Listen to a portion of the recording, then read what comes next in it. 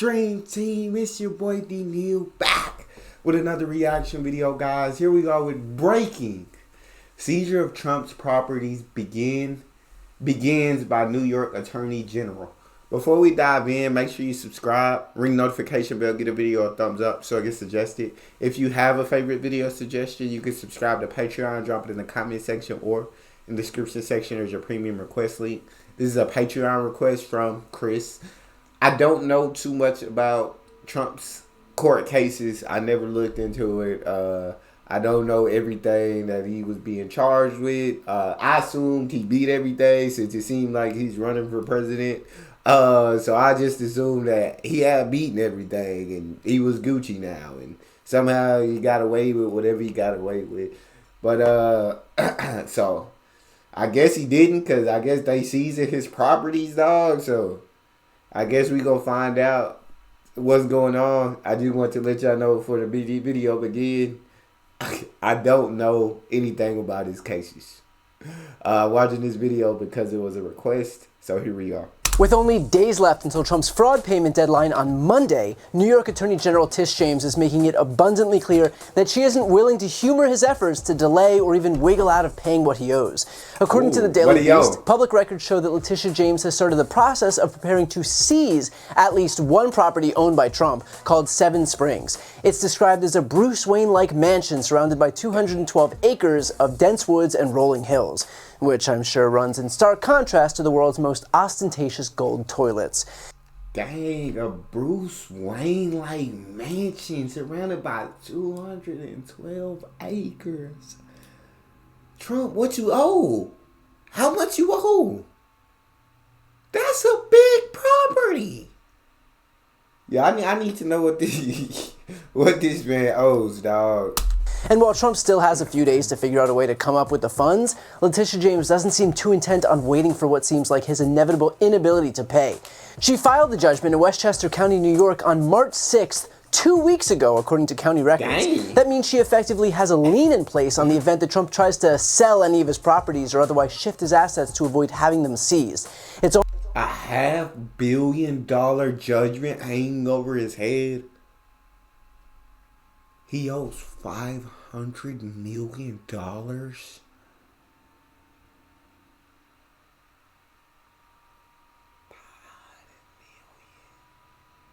And I believe, correct me if I'm wrong, Trump is a billionaire.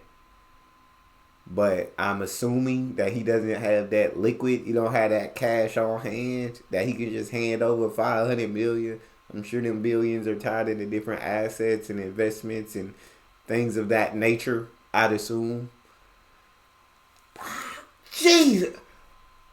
Why $500 million? God! Almost like she knows who she's dealing with.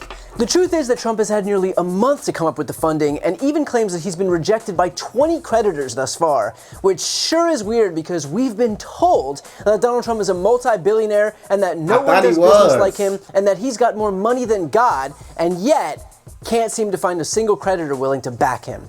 What does that tell you? Because what it tells me is pretty clear.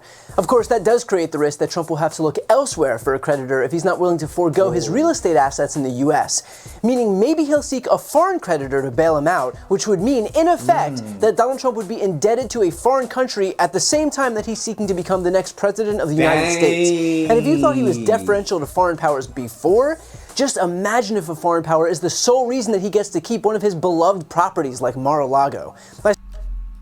This is crazy. This is wild, dog. God, I should have kept up with the cases. I should have known everything going on. Okay, so ain't no creditor willing to step up and back this man up. They like, nah. Which, like he said, is crazy because I think this man a multi-billionaire. Do got more money than God. To me, I would think he would have $500 million ready to dip out. But ain't no creditors willing to back this man. He gonna have to get a foreign creditor, possibly, while running for president, be indebted to a foreign country. I don't know if that's ever happened before, because I don't know information about presidents. But that'd be crazy. I spoke with my Legal Breakdown co-host, Glenn Kirshner, about that exact possibility, and here's what he had to say. Yeah, compromise, compromise, compromise. If you have somebody who has that kind of financial leverage over you, you are beholden to them for hundreds of millions of dollars, a foreign government or foreign entity or foreign actor. Just think about where that puts Donald Trump's loyalties. Can we really rely on him to do what's in the best interest of the American people if it might conflict with what's in his own financial interests when dealing with a government like Saudi Arabia?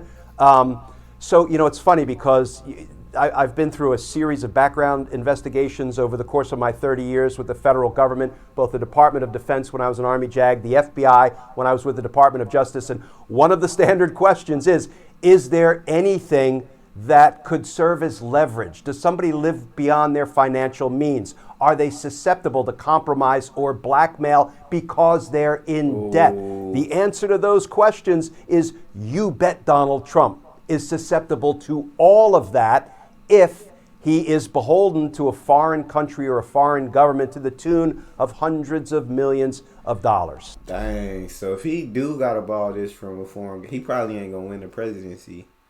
I assume. Like I said, I could be wrong. I assume if he is indebted this much, then yeah, he's probably not going to win. But I didn't think he was going to win the first time he won, and somehow he pulled it off. So, but that's crazy. That's insane. I just wonder why nobody's willing to back him. That's what baffles me. Like, what's going on that not one creditor is willing to back this man here in the U.S.? All of which is to say, if Trump suddenly comes up with the cash, that's even more reason to worry about what a second Trump term would look like, considering he wouldn't be acting in the best interest of this country. He would be acting in the best interest of whoever bailed him out in court. And more broadly, there's an important message here. Donald Trump was elected on this pretense that he's rich and savvy, and that he's going to use those skills to benefit the American people as president.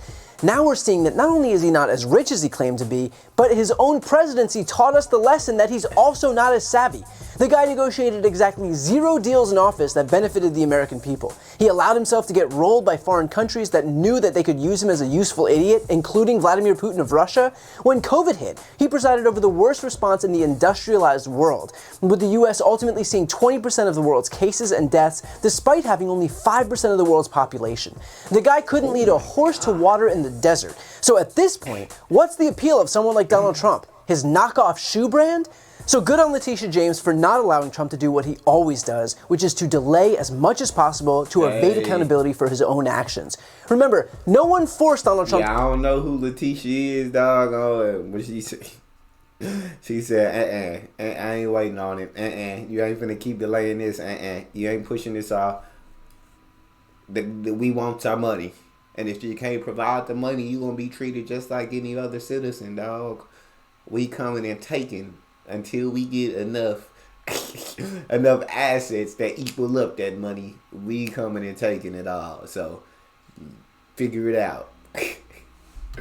Much as possible to evade accountability for his own actions. Remember, no one forced Donald Trump to commit fraud. He made that conscious decision to do that all on his own. And so now he's learning a valuable life lesson. Play stupid games, win stupid prizes. That was a good video. Before you go, I need some help. Please subscribe to the channel and subscribe to my channel too. But that was a good video clip. Like I said, I don't know nothing about the case of why he owed $500 million. That's a lot of effing money.